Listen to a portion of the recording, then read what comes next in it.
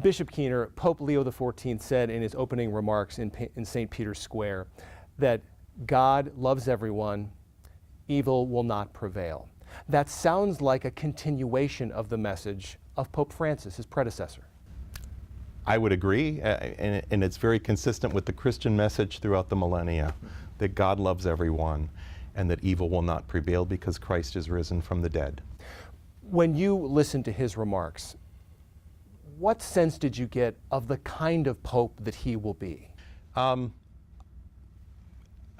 pope who will work to bring hope to the world, a pope who will work to proclaim the message of God's love, as you just said, a pope who will be not just a pope for a few, but for all, and one who calls all into relationship with Jesus, which is all of our goal as Christians.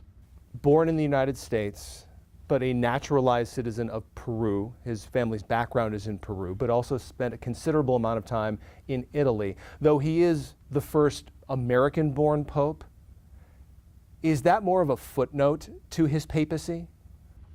That's a good question. I would guess it is, because the Holy See, the role of the Holy Father transcends national identity, as we saw certainly with Pope Francis. We saw that with Pope Benedict.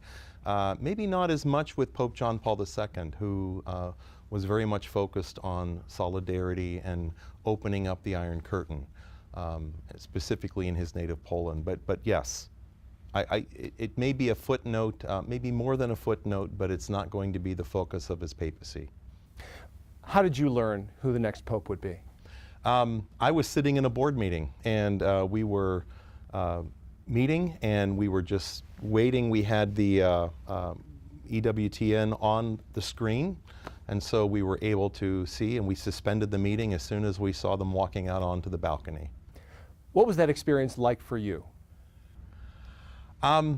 Very moving, especially when I found out who it was. I had just received 2 letters from Cardinal Prevost in the last month, one welcoming me to the College of Bishops, the second more than inviting, kind of insisting that I attend bishop school in Rome in September. When you look at Pope Leo XIV, he took the name Leo. Pope Leo XIII was significant in the history of the Catholic Church as Pope. Why was that?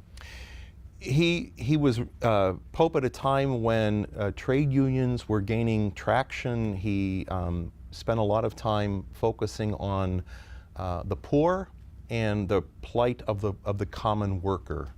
And so he's noted for his great Catholic social teaching and significantly, specifically on the role of the workers and the dignity of human work.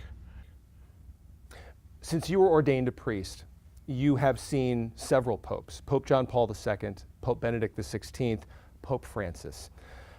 Is there a comparison to be made for Pope Leo XIV to any of the other popes that you have seen? You know, I'm not sure yet. I think certainly the surprise, I'm not sure the world was surprised when Pope Benedict was elected. I certainly wasn't. The world is in shock when Pope John Paul II was elected.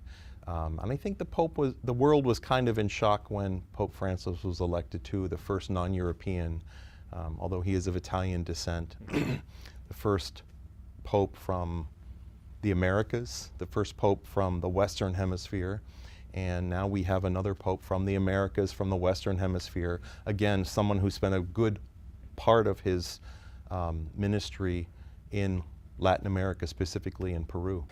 You've had quite a week. You were ordained 1 week ago today, yes. And now today we have a new Holy Father. Yes. What has that week been like for you? It's been a whirlwind. I'm still kind of in a daze, and certainly so happy to be here in Sioux City, and so happy now that we have a captain on the bark of Peter. Bishop Keehner, thank you so much for the time. Thank you so much. We appreciate it. God bless you. Thank you.